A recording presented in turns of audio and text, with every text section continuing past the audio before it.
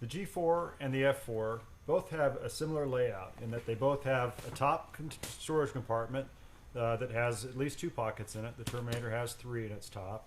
Otherwise, they look the same.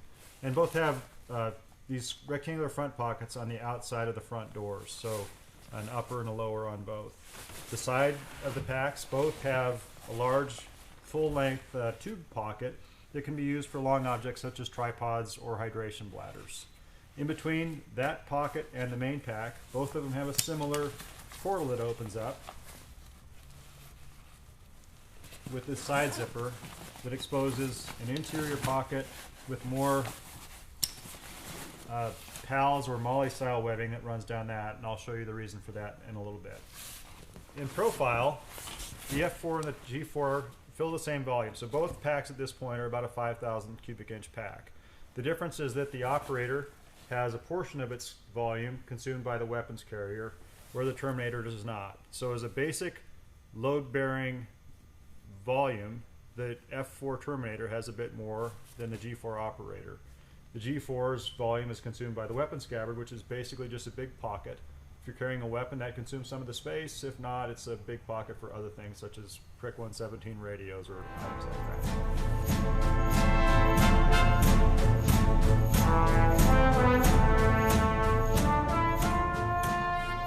The Terminator is very similar to our G4 operator pack, but there are many of our customers that were not snipers that didn't want the built-in rifle scabbard. We still made this pack capable of carrying weapons, we just did it in a different way. The other reason for that are 2. One is we have more basic load-bearing capacity in the pack, so if you're not carrying a weapon in the pack, you have more basic volume for your gear. On the other hand, if you want to carry a rifle in this pack, you can do it more discreetly with absolutely no visible features on the outside of the pack that would indicate that there's a weapon inside of the pack. Starting on the top of the pack, we have one of our fanny top packs that is designed to be held to the pack with the compression straps that dual both to compress the fanny top onto the pack and to stabilize it, as well as to attach it to the pack. So if I undo these buckles and unlace the fanny top from the pack, then it pulls away and is a standalone fanny pack, which you can wear either around your waist or crossbody as a courier pack. There's a hydration sleeve in the fanny top, as well as 2 other pockets, so you have just enough volume for your essential survival kit, and it's a great little go pack. Take your water and your essentials and pull it off the pack and run with it. The layout of the operator is designed for being organized in the field and for easily living out of the pack and finding things instantly when you want them. So great access to the fanny top compartment, 2 external pockets on the front of the pack that allow us to discreetly carry about 2 liters worth of stuff in each pack, with PALS webbing on the outside of them also. It's both a front loading and a top loading pack. Oops. The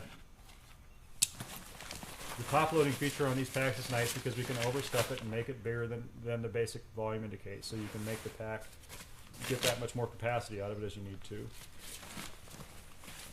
And I like the front loading feature of our packs because it's very easy to be organized and to find things inside of them.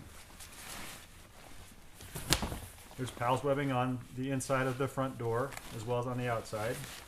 And then on the inside of the pack you have these C&2 pockets that allow you to look in there and find what you're looking for, as well as a PRC 117 radio size radio compartment in the back wall of the pack.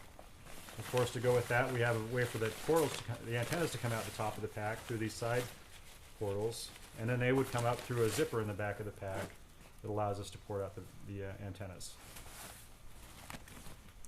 The pack's a 2-layer pack, bottom layer having webbing on the inside of the front door and pockets that run around the interior for storing small items and finding them, as well as a zip-out shelf that can be used to either combine the load space by pulling it out of the way or segregate the top and bottom of the pack's load space.